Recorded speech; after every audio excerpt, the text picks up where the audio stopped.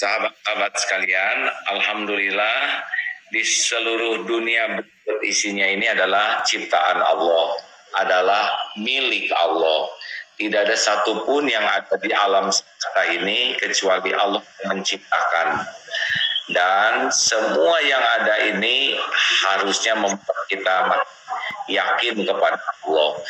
Dan tidak ada satupun yang ada di alam kita ini kecuali milik Allah, ciptaan Allah dalam genggaman Allah Subhanahu wa Ta'ala.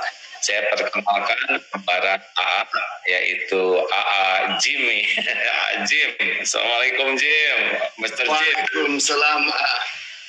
Apa kabar? Sehat. Pak Jim Hostray ini adalah seorang profesor dari Universitas di Atlanta, ya? Ya, benar.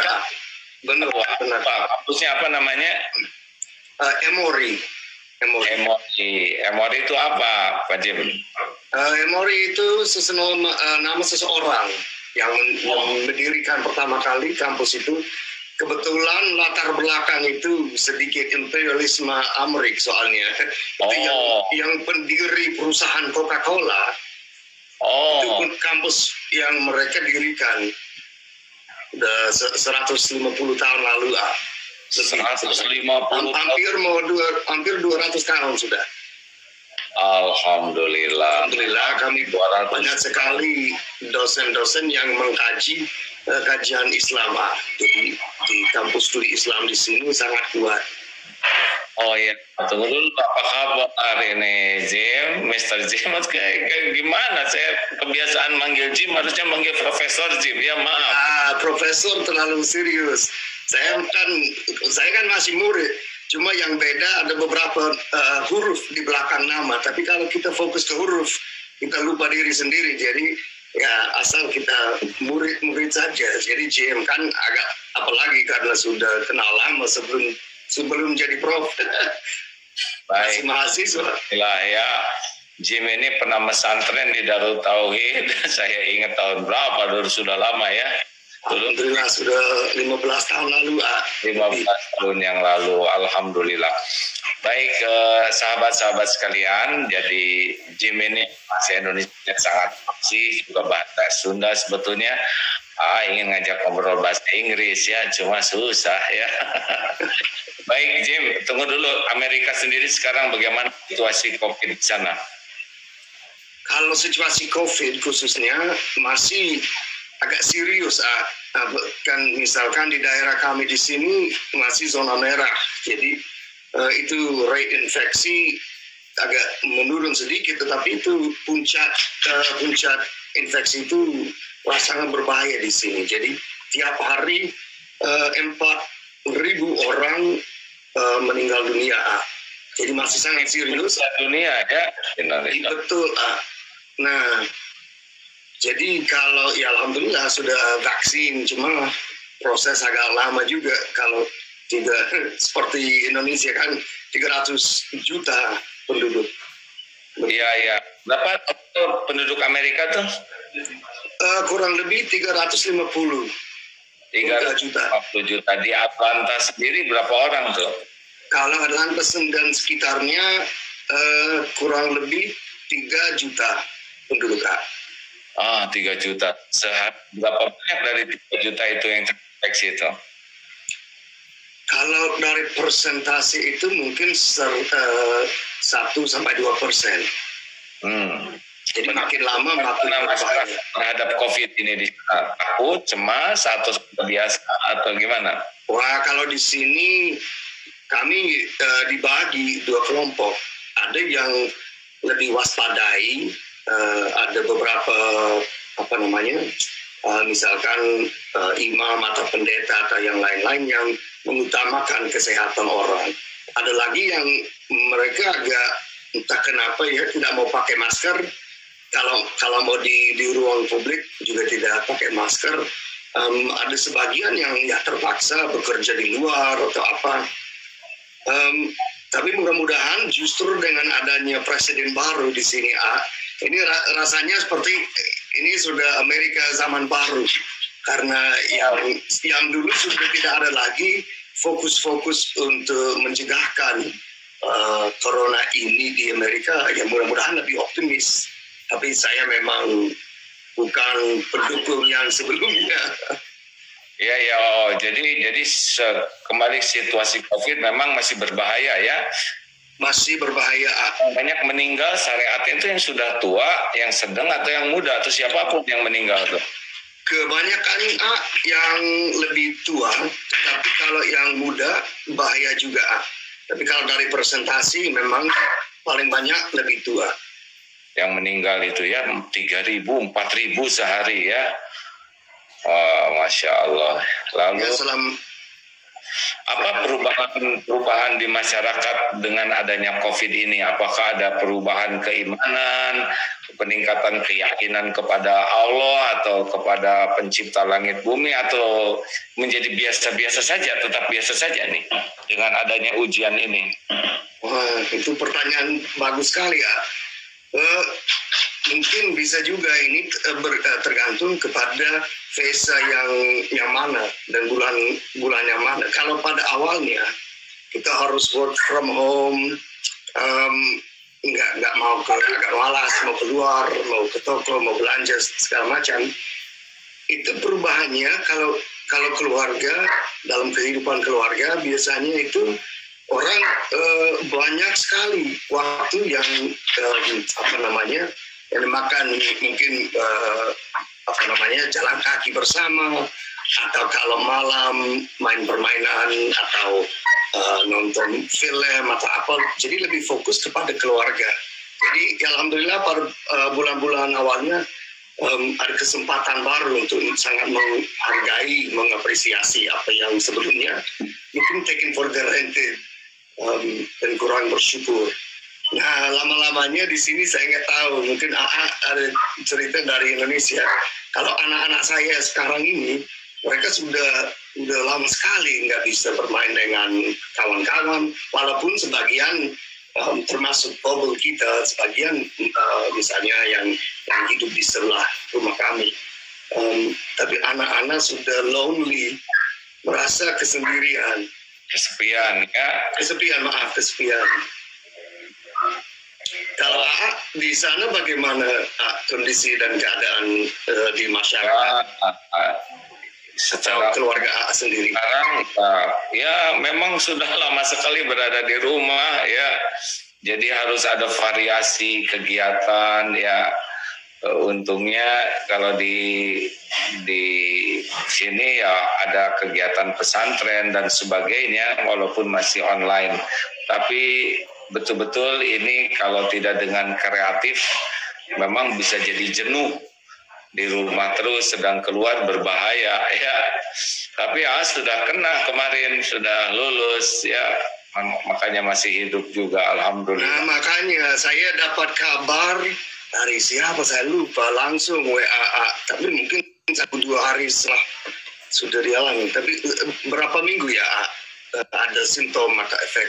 Saya 1 minggu saja di rumah sakitnya, kemudian 2 minggu isolasi mandiri, dan alhamdulillah. Baik, sudah tentang COVID ya, harusnya kan COVID ini menambah iman, menambah kebaikan, karena Allah menunjukkan kekuasaannya bahwa Amerika negara besar saja tidak berdaya melawan virus ini, betul? Ya, sama sekali tidak berdaya.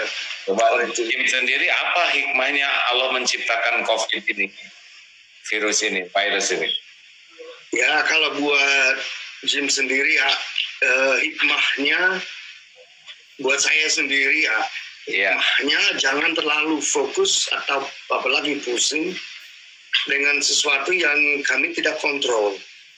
Atau misalkan kalau membedakan kehidupan di rumah dibandingkan dengan kantor, fokus seberapa kita fokuskan dengan apa ya sesungguhnya bersama keluarga, atau apakah kita lebih fokus kepada kantor dan kerja di kantor, di perusahaan atau apa. Jadi buat kami di sini, karena ada kesempatan untuk being with each other bersama tiap hari, ya memang anak-anak seperti biasa berantem terus, tetapi hikmahnya kalau mereka berantem saya enggak begitu marah atau ya biar saja, biarkan buat mereka seperti ya saudara, dan kami di sini apalagi kalau makan malam. Dulu belum jelas kita bersama makan malam satu keluarga, ada yang harus praktek bola, ada yang harus di sini, di sana. Selama COVID ini hampir tiap malam kita bersama, makan bersama, berdiskusi, apalagi dengan gerakan-gerakan sosial yang ada di Amerika sekarang, mereka makin tertarik. Jadi saya juga agak, walaupun saya sudah jenuh sekali, bosan dengan work from home segala macam, kalau itu sudah kembali ke normal lagi, memang dampaknya anak-anak lebih sering keluar.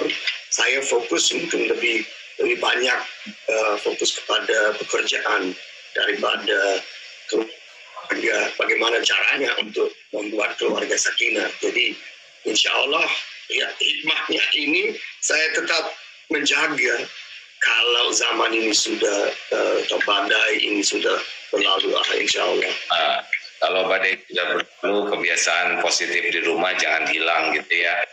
Itu ya memang yang paling penting selain kita sibuk dengan pekerjaan, tapi kita juga harus cari hikmahnya. Jangan sampai badai besar ini tidak ada nilai tambah bagi kita. Harus tambah iman, nambah amal, baru kita. Ya. Kalau hanya kejadian saja ya rugi ya. Oke, yang kedua, ini katanya bagaimana apa yang terpikir oleh Profesor Jim tentang presiden, apa hikmahnya, apa yang kita pikir.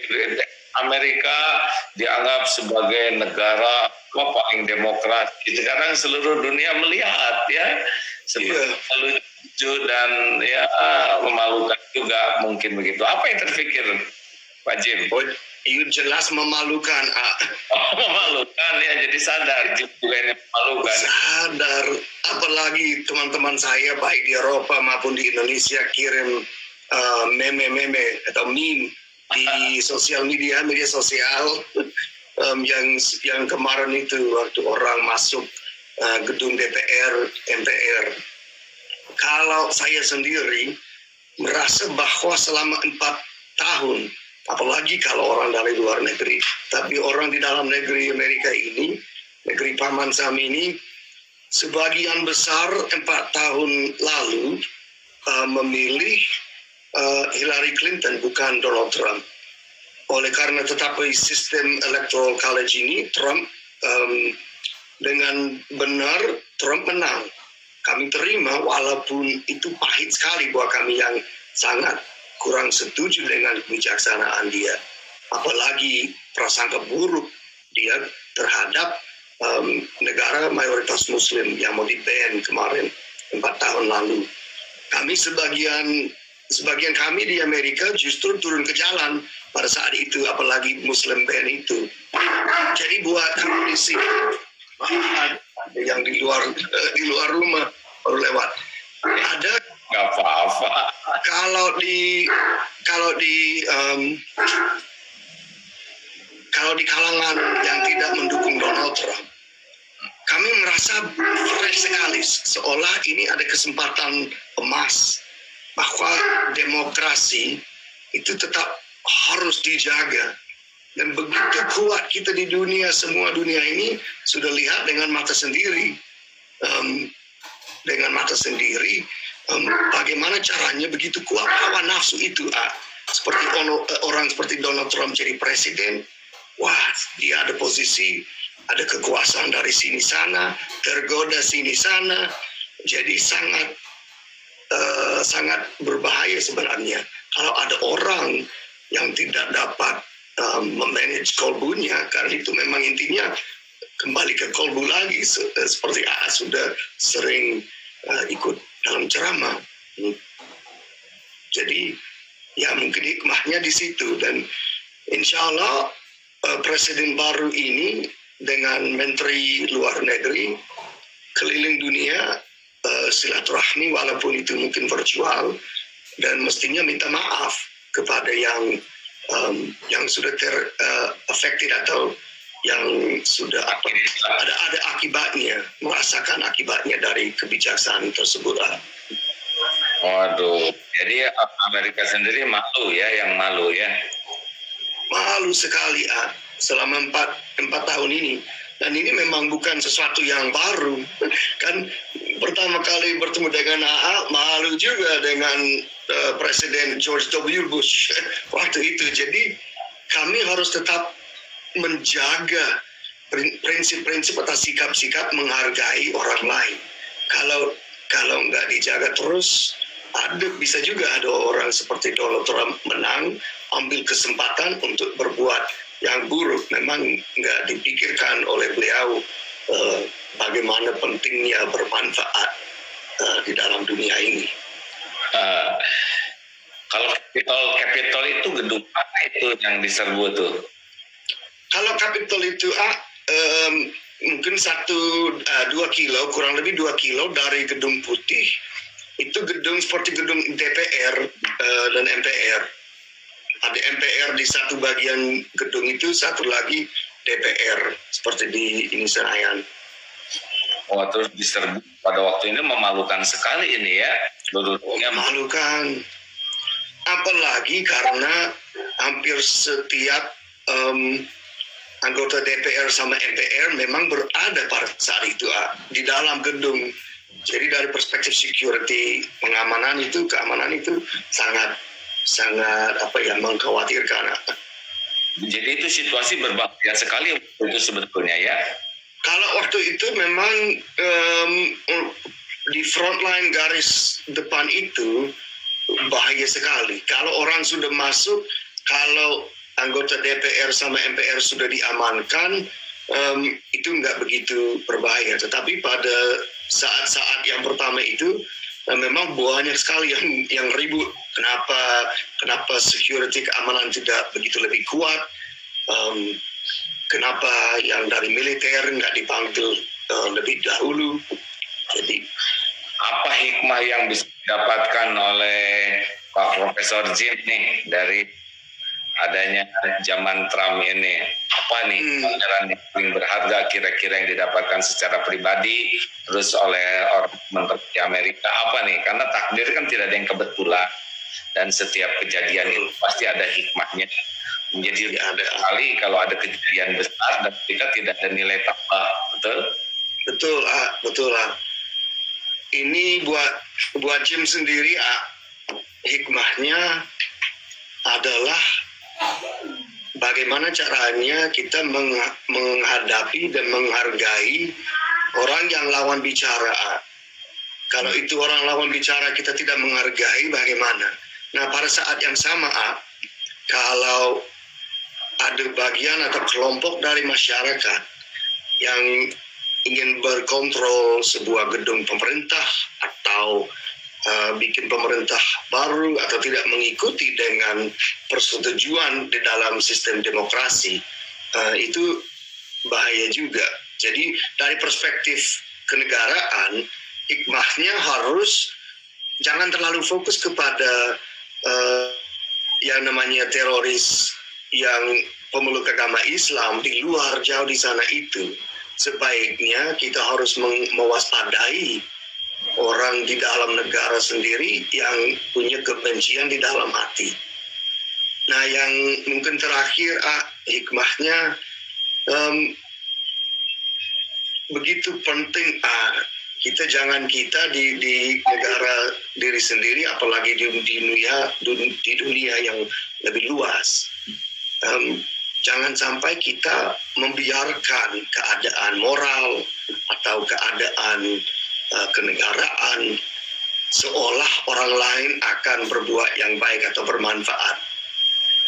Yang harus diwaspadai juga adalah orang yang tergoda, atau harus disadari bahwa kalau seseorang menjadi angkat presiden misalkan, dan ini memang intinya tujuan dari demokrasi, ada checks and balances. Jadi presiden sendiri nggak bisa begitu berkuasa sampai bagian lain dari pemerintah tidak bisa menolak atau tidak bisa mengecek.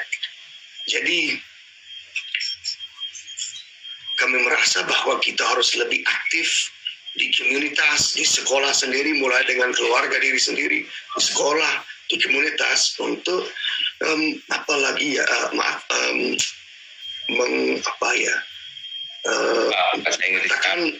kita menggarisbawahi bahwa kami peduli terhadap orang lain.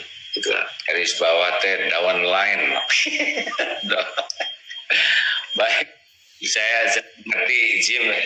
You try to explain something, ya, but tidak mudah bagi Zim untuk selalu menjelaskan dalam bahasa Indonesia, ya. Apalagi sudah 1 tahun lebih belum sempat kembali ke Indonesia, jadi seperti seolah sudah lupa sebagian para pendengar. Baik, boleh memberikan satu hikmah yang dapatkan, ya. Jadi begini, di dalam Al-Quran surat Ali Imran ayat 26, A'udzubillahi minasyaitonir rajim, qul illahumma malikal mulk tu'til mulka man tasya wa tanzi'ul mulka mimman tasya. Duhai Allah pemilik kerajaan, Engkau berikan, ya, tu'til mulka man tasya, Engkau berikan kerajaan, kekuasaan, kedudukan kepada siapa yang kau kehendaki, wa tanzi'ul mulka mimman tasya, engkau ambil kekuasaan dari siapa yang kau kehendaki, wa tu'izzu man tasya, engkau muliakan siapa yang kau kehendaki, wa tudhillu man tasya, engkau hinakan siapa yang kau kehendaki, biyadikal khair, di tanganmu lah segala kebajikan, innaka ala kulli syai'in qadir, sesungguhnya engkau maha kuasa atas segala sesuatu. Jadi yang menentukan jadinya seseorang jadi presiden, jadi pimpinan apapun itu adalah hakikatnya Allah. Syariatnya mungkin ada yang lewat demokrasi dan sebagainya, ya, tapi itu ujian. Dan kedudukan dengan kemuliaan itu tidak sama-sama. Jadi kedudukan Allah tetapkan, tapi belum tentu diberi kemuliaan. Ini yang paling penting ini, ya. Yang ditakdirkan jadi profesor itu Allah yang menentukan, tapi tidak selalu jadi mulia, bahkan ada yang jadi hina atau malah jadi lebih mulia karena pribadinya lebih baik daripada kedudukan yang dia berikan. Atau sama seperti AA sekarang, ya, katanya pimpinan pesantren ini Allah juga nih, karena kalau dilihat dari cita-cita, dari perjalanan hidup tidak terbayangkan sekarang memimpin jadi pesantren, tidak terbayang ini, ya, beyond my imagination. Benar gitu? Betul. Apalagi pada zaman bengkel akhlak. Ya, tidak terbayang. Tapi ini takdir. Nah, tetapi jabatan dengan kemuliaan itu, kalau jabatan ini digunakan dengan benar, adil, amanah, jujur, maka Allah berikan kemuliaan, itu kalau dengan keimanan. Tapi kalau digunakan untuk zalim dan sebagainya, maka Allah tempelkan kehinaan. Nah, banyaknya orang kalau diberi jabatan tuh langsung bersyukur, padahal belum bekerjanya, ya kan? Betul. Padahal sudah itu akan dilihat bisa jadi hina, seseorang itu bisa nampak. Dan kata Umar bin Khattab begini, kalau kita ingin merekomendasi seseorang, rekomen orang itu baik atau tidak, maka ada 3 kuncinya. Nggak apa-apa nih saya sampaikan, Jim. Ya, kalau kita mau merekomendasikan seseorang, oh itu baik, tunggu dulu, ada 3 ininya, caranya, bagaimana kita merekomendasi seseorang. 1, Umar bin Khattab pernah bertanya, radhiyallahu anhu, apakah engkau pernah melakukan safar? Pernahkah engkau pergi bersama-sama together, ya? Karena pada waktu safar ini berjalan bersama itu akan kelihatan karakter seseorang.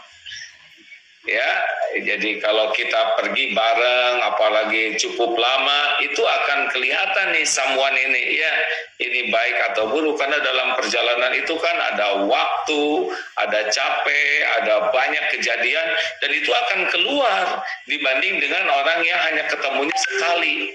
Jadi kita memerlukan waktu untuk sama-sama supaya seseorang ini akan kelihatan aslinya. Jadi jangan merekomendasi seseorang sebelum kita bisa melihat lebih dekat dan lebih lama, insya Allah, apalagi dalam perjalanan. Dua. Yang kedua adalah, pernahkah engkau bermuamalah bisnis atau urusan-urusan dagang? Nah, karena dalam bisnis itu akan kelihatan itu seseorang tuh keserakahannya, egoisnya, waduh, pada waktu tidak ada ikatan bisnis aman-aman saja. Tapi kalau sudah bisnis, aduh, bisa kelihatan itu orang-orang yang licik, yang mementingkan diri sendiri, yang suka menjatuhkan. Jangankan sudah bisnis, ini ada orang mau bisnis saja sudah bertengkar, padahal baru mau. Ini dia berteman, kemudian merencanakan satu bisnis. Wah, kita jual telur yuk. Wah, ini dia merencanakan banyak. Akhirnya dia rencana, siapa direkturnya? Saya dong, saya kan yang duluan berpikir. Wah, kalau nggak ada yang dengar, saya dong. Akhirnya mereka bertengkar, padahal bisnisnya belum. Baru ngobrol bisnisnya sudah bertengkar ini. Nah, itulah bisnis itu akan menentukan karakter seseorang. Tiga adalah amanah.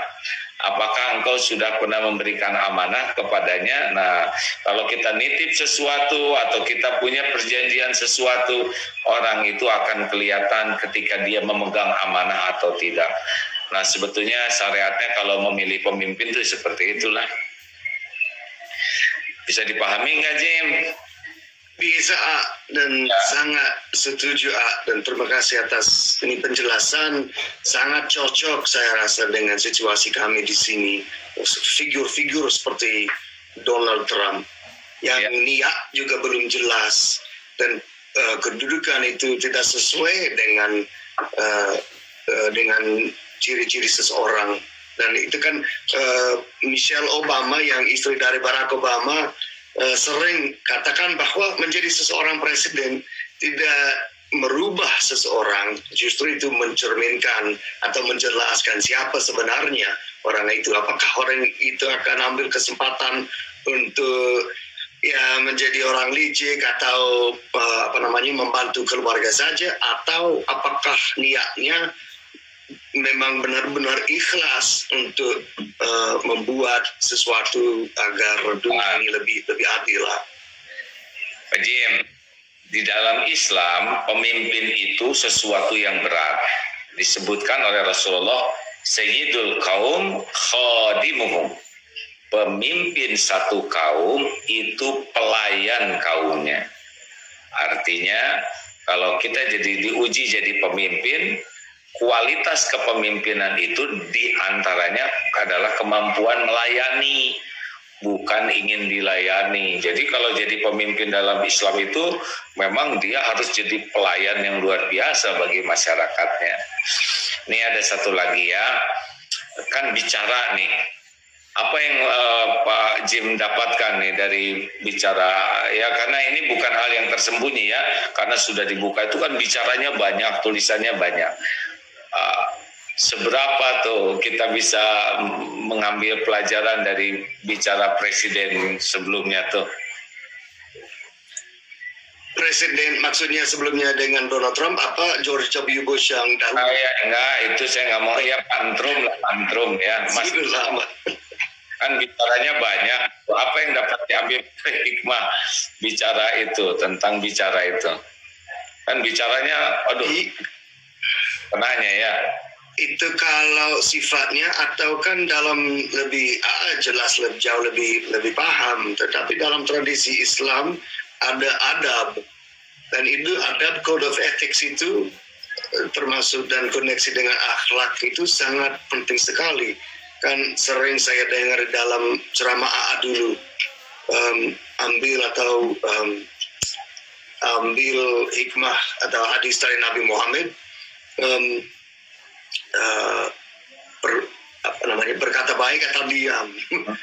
Jadi bagaimana caranya, tone of voice, apakah kita sangat dengan marah, apakah kita mengkritik orang, atau apakah niat kita untuk supaya orang itu bisa lebih baik, atau apakah kita ingin benar-benar menjatuhkan seseorang atau menghina seseorang? Dan kita seperti Donald Trump itu orangnya belum paham yang AA sebut dengan konsep amanah, karena itu amanah itu memang bukan dari kita, dari Allah Subhanahu wa Ta'ala. Jadi kalau kita dapat sebuah kedudukan, belum menggali kenapa amanah ini diberikan kepada kami, ada kelebihan atau kekurangan apa yang bisa menjadi aset atau kalau kita belum begitu banyak muhasabah seperti itu, saya merasa niatnya kurang jelas, apresiasi terhadap amanah kurang juga. Ya, kalau kurang iman ya begitulah. Yang kalau nggak kenal Allah, nggak takut ke Allah. Nah, memang Allah menakdirkan adanya kejadian ini sebagai pendidikan bagi kita. Nah, beginilah orang kurang iman. Jadi siapapun, tidak hanya di Amerika, di Indonesia juga. Kalau orang kurang iman, ditakdirkan punya kedudukannya, kelakuannya seperti ini. Kalau orang populer, kurang iman, ya bicaranya begitu. Ya, masih ingat nggak yang dulu tuh pelajaran, kalau orang bicara itu kan seperti teko. Do you know teko? Teko saya lupa. Teko itu apa bahasa Inggrisnya? Teko itu cerek. Bukan, itu lebih jelek lagi ya. Teko, kalau air mug ojek, tempat air.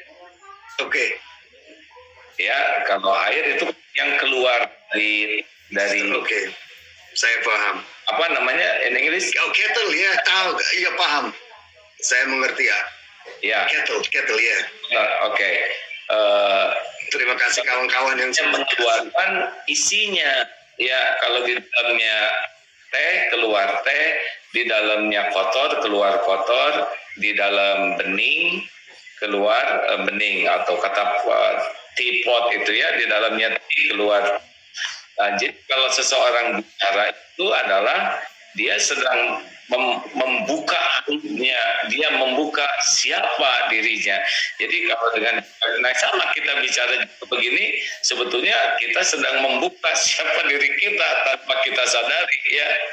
Jadi kalau orang bicara, ada 4, Jim, ini mungkin nanti pelajaran untuk mahasiswanya, boleh?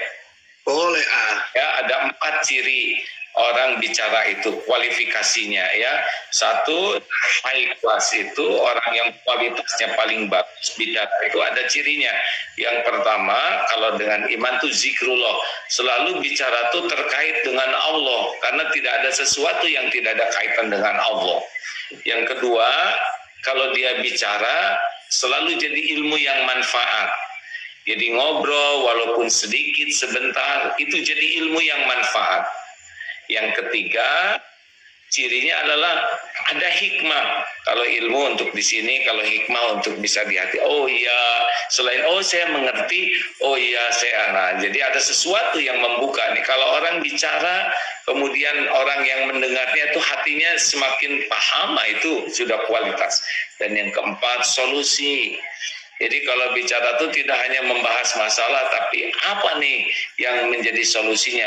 Kalau belum bisa solusi untuk yang besar, tapi setidaknya untuk dirinya jadi solusi. Ya, nah, itu yang pertama, yang high, yang paling berkualitas tuh zikrullah, ilmu manfaat, hikmah, dan solusi.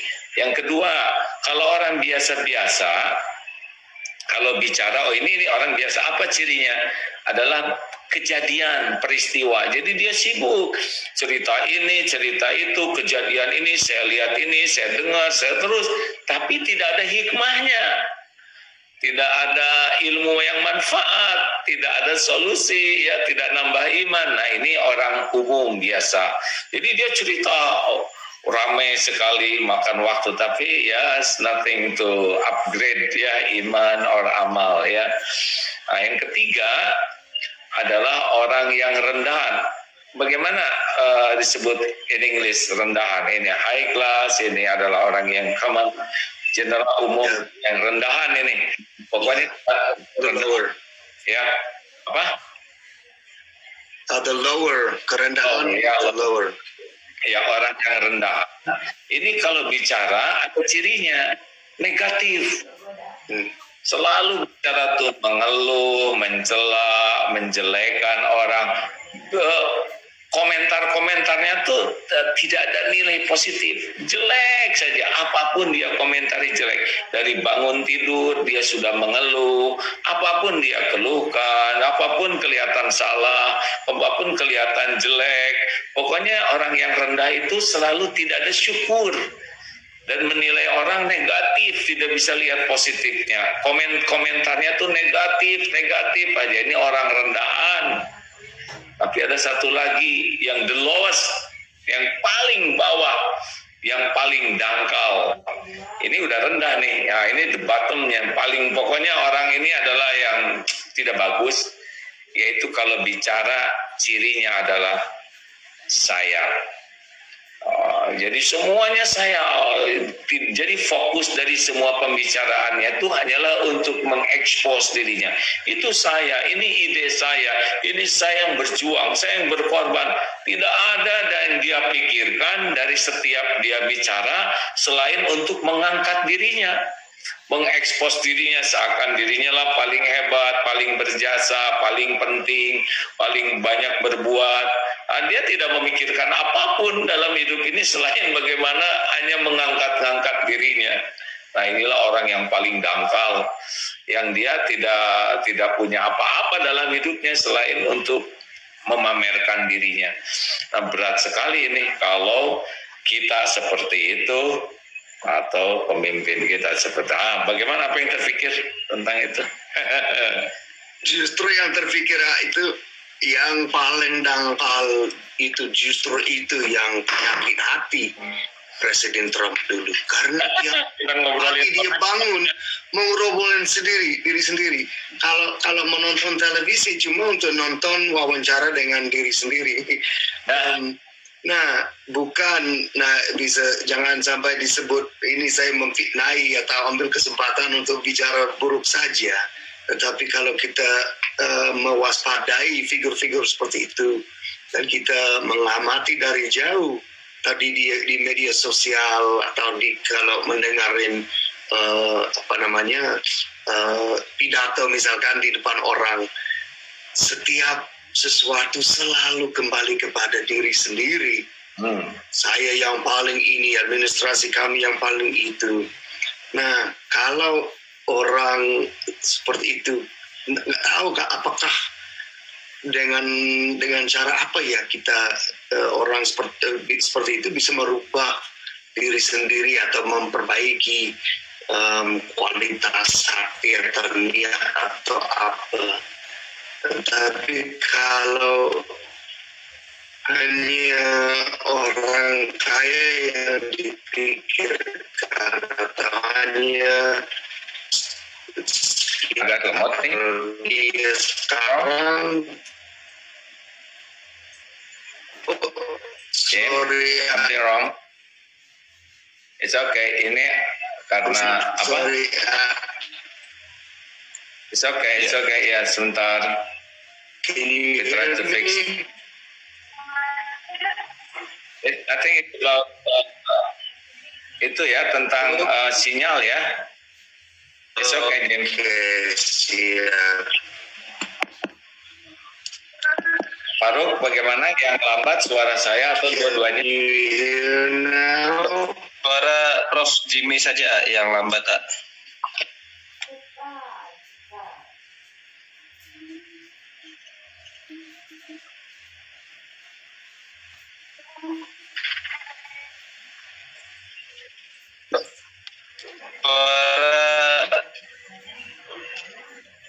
Praise now. Teman-teman kalian, memang kita sambil begini dalam dengan Pak Jim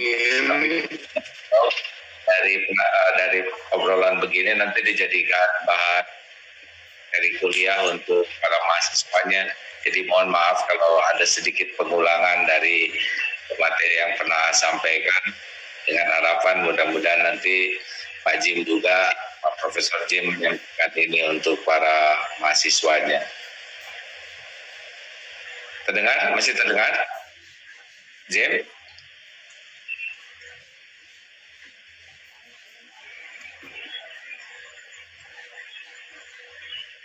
Pak Farouk? Amin. Amin.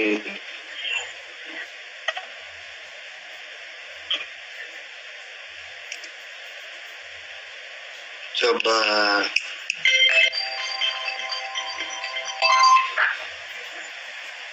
Oke, Jim. Halo, A. Can you hear me? Nah, Ya. yes, I can hear you. Apa mungkin saya merubah di... No, it's okay. I think it's not clear. Bagaimana Pak Farouk udah jenis sekarang ya? Lebih baik. Sepertinya lebih lambat kalau pakai Oke, Jim. HP. Apakah? Sudah kita lanjutkan. Oke, siap Pak. Baik, rekan-rekan sekalian, ini hanya obrolan-obrolan saja ya, tetapi mudah-mudahan ada hikmah.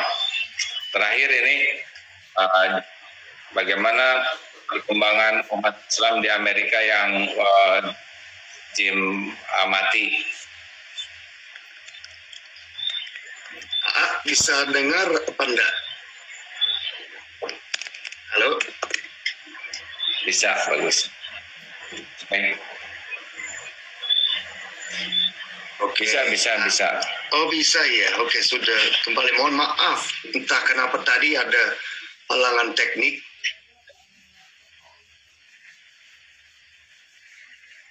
Ya kami di sini sangat Ya, bahagia. bagaimana perkembangan umat Islam menurut Jim di Amerika sekarang? Oke, mohon maaf tapi tadi kurang dengar. Ya, kalau perkembangan orang Islam di Amerika, Pak Farouk, sama itu ya ada masalah ya. Nah, rekan-rekan sekalian, mohon maaf, ada masalah dengan sinyal, mudah-mudahan ada hikmahnya. Halo? Halo? Suara hilang. Suara sekarang? Mohon maaf. Bagus. Oke. Apa yang diamati perkembangan Islam di Amerika yang menurut Profesor Jim amati di kampus? Ya, kalau perkembangan ormas Islam di Amerika, saya merasa bahwa selama 4 tahun administrasi Trump ini mendorong mereka untuk ada proses konsolidasi dan antara misalkan ummah di sebuah masjid di Washington DC yang diiman itu lebih erat komunikasi dan hubungan antara gereja-gereja atau yang lain-lain. Jadi kalau untuk hidup bersama-sama, saya merasa bahwa justru dengan adanya pemimpin yang anti-Islam, justru oleh mereka turun ke jalan justru untuk membela orang Muslim. Jadi saya merasa bahwa sebenarnya hubungan antara pemeluk agama Islam dengan orang Kristen atau orang agama lain di sini sebenarnya lebih baik dibanding dulu. Jadi kita merasa lebih dekat dan kita saling menghargai. Walaupun ada sebagian di Amerika yang tetap lebih takut kepada Islam dan lebih takut kepada penduduk agama Islam di Amerika. Tetapi yang dari perspektif kami di sini, lebih banyak program interfaith yang dapat membangun jembatan yang lebih kuat antara komunitas masing-masing. Insya Allah ke depan um, spirit ini, semangat ini bisa dibawa dan diperkuat agar kalau ada presiden yang ingin melaksanakan sesuatu lagi, kita sebagai masyarakat yang tetap kuat dan bersama bisa membantah. Di kampus sendiri bagaimana prospek, bagaimana ketertarikan mahasiswa terhadap Islam? Apakah ada perkembangan gitu, ketertarikan orang? Kan di Amerika mayoritas itu tidak mengenal Islam, tidak bertemu dengan orang Islam juga. Untuk mendengar Islam, informasinya tidak benar lah. Banyak yang tidak tepat karena media ya. Lalu kampus sendiri apa yang Pak Profesor Jim amati? Apakah ada sesuatu pergerakan menjadi lebih tertarik ke Islam melihat keadaan kampus? Alhamdulillah, kalau kami amati situasi dan keadaan kampus di sini dibandingkan 20 tahun lalu. Ini contohnya konkret 20 tahun lalu di kampus kami, pemeluk agama Islam, saudara-saudari yang beragama Islam merasa mungkin kurang dihormati karena tempat wudhu misalkan belum ada, apalagi kalau untuk Jumatan. Nah, 10 tahun lalu lebih dibuat khusus untuk kawan-kawan saudara-saudari agama Islam, tempat wudhu cukup untuk 20 orang lebih. Jadi untuk Jumatan atau bukan Jumatan saja, kapan saja mau dipakai, dipersilakan. Ada sebuah ruang di Student Commons. Dulu itu bisa dibuat untuk sholat, untuk ini, untuk itu, tapi kamarnya agak sempit sebenarnya. Tapi diperluas dalam desain baru, justru supaya jamaah orang mahasiswa Muslim bisa lebih banyak. Nah, kalau dari segi jamaah atau jumlahnya agama Muslim di kampus kami, yang jelas dibandingkan 20 tahun lalu sudah semakin naik. Jadi walaupun mungkin persentasi itu mungkin kurang lebih 8%, ini sangat signifikan karena ada orang yang berjilbab. Ada orang yang misalkan, ini contohnya kalau udara bagus sekali, kadang-kadang jamaah itu justru di pusat di kampus kami. Kalau ada yang seperti bulan untuk mengenal Islam, setiap adanya azan itu dari gereja di kampus, bukan gereja ya, nggak tahu ya, clock tower berbunyi azan. Jadi supaya orang di sini merasa bahwa ya itu azan, itu untuk saudara-saudari atau kawan-kawan kita yang Muslim. Jadi sudah mulai tidak begitu aneh lagi. Nah, memang harus diakui dan harus diakui bahwa prasangka buruk kalau kita lihat dari statistik tetap ada, tetapi presentasi insya Allah ke depan makin menurun. Nah, kalau dari perspektif profesor, dan ini mungkin terakhir, maaf saya terlalu panjang lebar bicara, dari perspektif profesor sudah banyak sekali yang kawan kita yang Muslim. Kalau mata kuliah misalkan, beberapa mata kuliah atau kursus temanya mengenai Islam itu makin naik juga karena memang orang haus informasi yang benar dan haus informasi yang benar mengenai Islam. Jadi kampus kami profesor yang penelitian terkait dengan Islam, berkaitan Islam itu kurang lebih 30 orang. Dari perspektif itu, insya Allah ke depan orang mahasiswa Amerika lebih paham dan lebih paham, apalagi bahwa sebelumnya kekurangpahaman itu ada dampak buruk sebenarnya kalau dilihat dari perspektif luar negeri kepada Amerika.